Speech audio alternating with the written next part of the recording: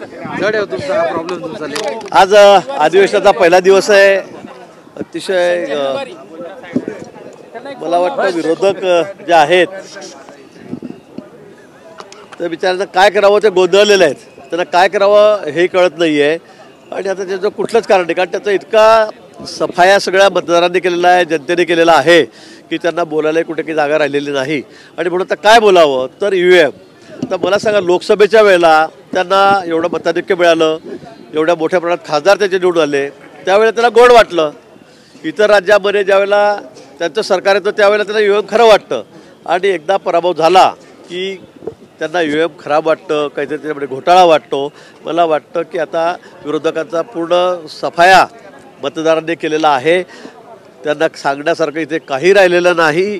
त्यांची संख्या इतकी कमी आहे की मला वाटतं महाराष्ट्राच्या इतिहासामध्ये इतक्या कमी संख्येमध्ये विरोधक हे पहिल्यांदा आलेले आहे. विरोधी पक्षनेतेसुद्धा ते होऊ शकत नाही. आणि मला एक केविलवाणा प्रयत्न त्यांचा या ठिकाणी चाललेला आहे.